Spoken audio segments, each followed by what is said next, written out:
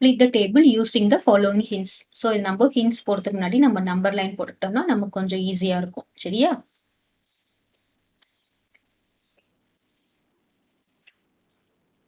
இங்க நம்ம 0 போட்டுக்கலாம். அதுக்கப்புறம் ரைட் ஹேண்ட் சைட்ல இருக்கிறது என்னது அப்படின்னு பார்த்தோம்னா பாசிட்டிவ் இன்டிஜர். லெஃப்ட் ஹேண்ட் சைட்ல இருக்கிறதெல்லாம் என்னது அப்படின்னு பார்த்தோம்னா நெகட்டிவ் இன்டிஜர். ஓகேவா? ஸோ இப்போ நம்ம மார்க் பண்ணிக்கலாம். இங்க என்ன வரும்? 1 2 3 4ன்னு போயிட்டே இருக்கும். இந்த பக்கம் என்ன வரும்? -1 -2 -3 -4 -5 -6 -7 -8ன்னு சொல்லிட்டு போயிட்டே இருக்கும். இப்போ நம்ம ஒன்னொன்னா மார்க் பண்ணலாமா?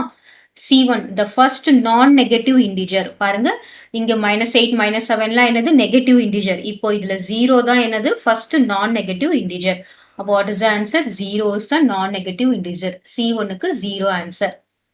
The opposite to the second negative integer. What is the second negative integer?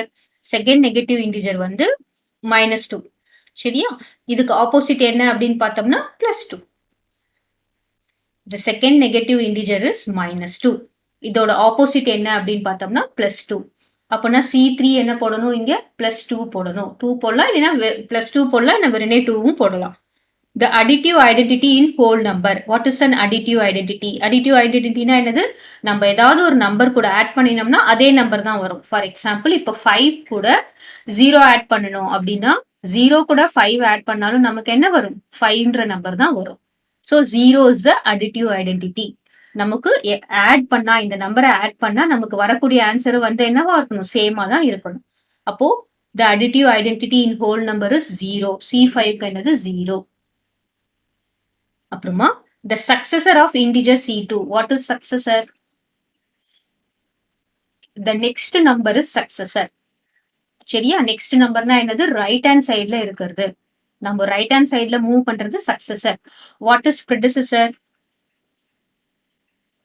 predecessorனா என்னது? Before number.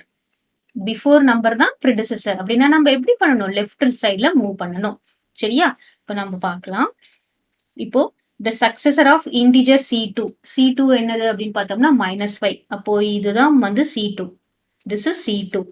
C2 ஓட successor. successorனா என்னது? நெக்ஸ்ட். அப்படின்னா என்ன பண்ணும்? ரைட்ல மூவ் பண்ணணும். ரைட்ல மூவ் பண்ணும்போது நமக்கு என்ன வருது அப்படின்னு பாருங்க? -4.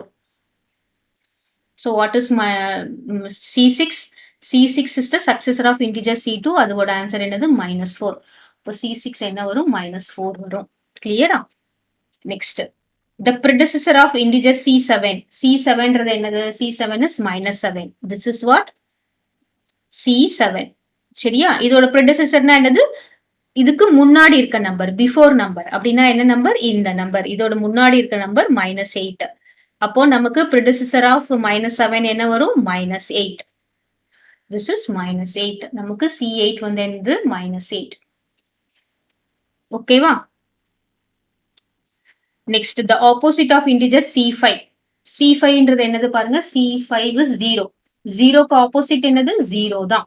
0க்கு என்ன இல்ல? 0க்கு பாசிட்டிவ் 0 அப்படின்லாம் இல்ல, நெகட்டிவ் 0 அப்படின்லாம் கிடையாது. 0க்கு ஆப்போசிட் என்னது? 0 தான்.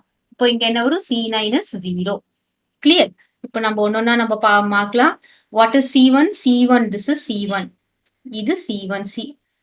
C1 is 0 ல. This is C1. C1 is 0.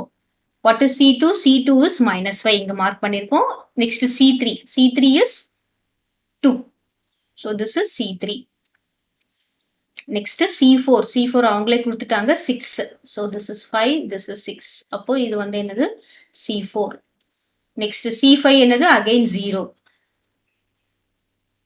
C6 -4. அப்போ நமக்கு இங்க என்ன வரும்? -4. This is C6.